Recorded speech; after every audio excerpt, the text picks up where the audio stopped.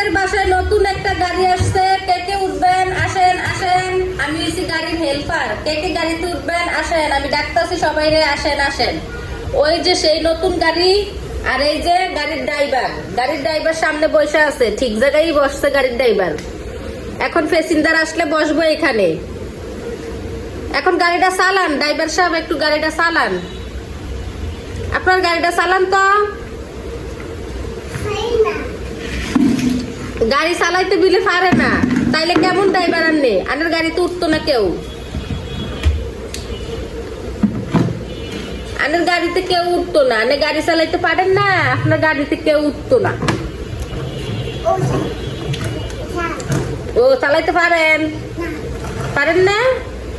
ওই যে পারেন তো, ওই যে গাড়ি স্টার্ট লইতে আছে মাত্র ঠেকে ঠেকে।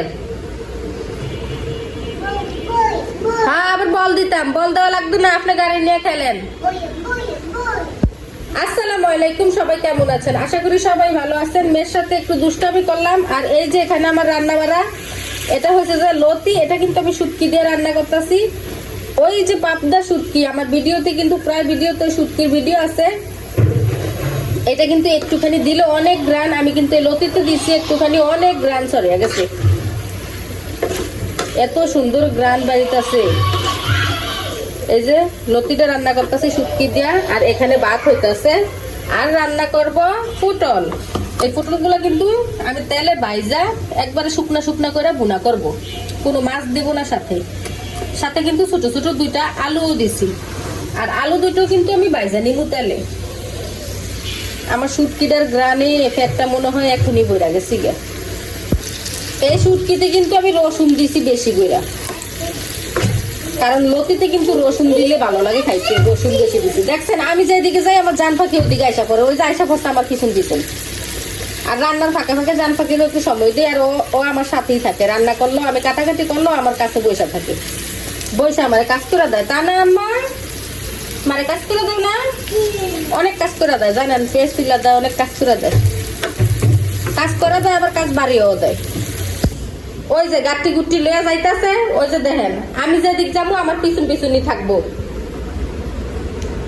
আর আমার জানুর আবার আমি না দেখলে আমার চোখের ঘুম আবার হয় না। আমার জানু আমার কাছ থেকে 5 মিনিট দূরে থাকলে আমার ঘুম আসে না। লতিটা কিন্তু আমার হয়ে গেছে। এখন আমি এগুলো ভাজতে দিয়ে দিচ্ছি। এই যে পটল, এই পটলগুলো ভাজা হইলে তরকারিটা বসে দিব। আর ভাতও কিন্তু আমার হয়ে গেছে, ভাতটা আমি এখন ঠিকা দিয়ে দিব। জানু, আমার জানু আছে না, গরু ছাগল হাঁস মুরগি এগুলো দেখতে অনেক পছন্দ করে। মানে যখন হয়েছে যে বাইরে যায় না, জানুরে নিয়ে যায় সাথে করে, ওই যে রাস্তায় মানুষের গরু কিনা বাইন্দা রাখছে না, ওগুলো দেখলে যে কি খুশি হয় আমার জানু। আর হচ্ছে যে গরুর কাছে যাইতে চায়, মানে এটা বুঝে না যে গরু গুতা দিলে পরে যে বা ব্যথা পাইবো, এই জিনিসটা কিন্তু বুঝে না, গরুরও ধরতে চায়। আর গরুগুলোর দিকে তাকাইলে না এত মায়া লাগে কেন জানি না, মনে হয় আর ভাবি যে আরে এগুলো তো কয়েকদিন পরে জবা দিয়ে দিব না, এরকম কিন্তু মায়া লাগে। অগত একটা জীবন, কিন্তু মায়া লাগলে কি করার আছে, আল্লাহ তো হালাল কাছে খাওয়ার জন্য সবাই খাইবই। ওই যে আমার জান পাখি আমার পিছন দিয়ে আইসে আবার গু গু গু করতে কইতে আছে, মানে গরু তো পুরো করতে পারে না, গু গু গু। ও কিন্তু খুবই ছোট, মাত্র কথা শিখতে আছে, মাত্র কথা খুঁজতে আছে। ওর কথা ভালো মতো এখনো ক্লিয়ার হয় না, মাত্র কথা কম শিখতে আছে আর কি। আমি এখান থেকে দাঁড়িয়ে দাঁড়িয়ে গরু দেখতেছি। ওই যে আমাদের পাশের এক বিল্ডিং এর নিচের গ্রেজে বাইন্ডা রাখছে, এখান থেকে দাঁড়িয়ে দাঁড়িয়ে দেখতেছি। অনেকটা দূরে অবশ্য ঘর থেকে, আপনাদেরকে ক্যামেরায় দেখাইতে পারবো না কারণ অনেকটা দূরে আছে। এখানে কিন্তু আমার এই যে পটল গুলা ভাজা হয়ে গেছে। এই যে দেখেন আলু দিছিলাম যে ছোট ছোট দুইটা আলু কিন্তু আমি ভাজা নিছি। এখন আমি এগুলো রান্নার জন্য বসিয়ে দিব। এই যে এখানে কিন্তু আমি কোনো মশলা দেই না, এখানে পেঁয়াজ কুচি আর রসুন কুচি শুধু কাল দিছি। এখানে এখানে তাছাড়া কোনো মশলা দেই না, কারণ লাস্টে একবারে লাস্টে আমি ভাজা জিরার গুঁড়া সাথে দিব। এভাবে শুকনো শুকনো করে ভুনা করলে কিন্তু অনেক মজা লাগে, সাথে কিন্তু গুঁড়া চিংড়ি মাছ দিলে আরো মজা লাগে। আমি এখন চিংড়ি মাছটা দেই না, কারণ আমার কিন্তু অনেক অ্যালার্জির সমস্যা, আর সমস্যাটা অনেক বাইরে গেছে এখন অ্যালার্জির সমস্যাটা, সেজন্য আমি গুঁড়া চিংড়ি মাছ দিই না। এভাবেও কিন্তু অনেক মজা লাগে, যারা খাইছে তারা অবশ্য জানে। আমার জান পাখি কি করতেছে।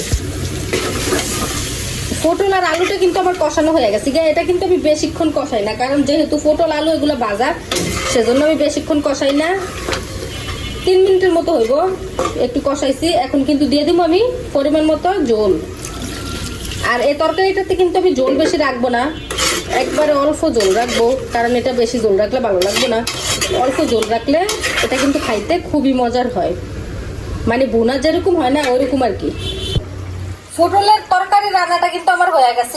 এখানে কিন্তু আমি ভাজা জিরার গুঁড়া, ছোট চামচ আছে না, ছোট চামচে 1 চামচ দিছি ভাজা জিরার গুঁড়া। এই যে দেখেন রান্নাটা কিন্তু আমার হয়ে গেছে। এখন আমি চুলাটা বন্ধ করে দিব। আমি কিন্তু এখানে ঝোল খুব কম রাখছি, অল্প ঝোল রাখছি। এইভাবে যে মজা লাগে রান্না করে খায়া দেখবেন অবশ্যই। আর এখানে এই যে শুটকি দিয়া, লতি দিয়া যে রান্না করা হয়েছে, এই শুটকির গ্রানিতে ফ্যাট বেড়া জায়গা। আর এই যে আমার অবশেষে পটলের তরকারিটা, এই যে আলু, এটা কিন্তু খুবই মজার, খুবই মজার। সবসময় দেখবেন মাছ গোছ ভালোও লাগে না, মাঝে মধ্যে এরকম নিরামিষ আইটেম কিন্তু খাইলে অনেক ভালো লাগে। আর এর সাথে চিংড়ি মাছ দিলে তো আরো ভালো লাগে, কিন্তু আমার অ্যালার্জির কারণে চিংড়ি মাছটা আমি দিই না। এভাবেও কিন্তু অনেক মজা লাগে এইভাবে। এই যে তরকারি কত সুন্দর কালার আসছে। সবাই ভালো থাকবেন, সুস্থ থাকবেন। আল্লাহ হাফেজ।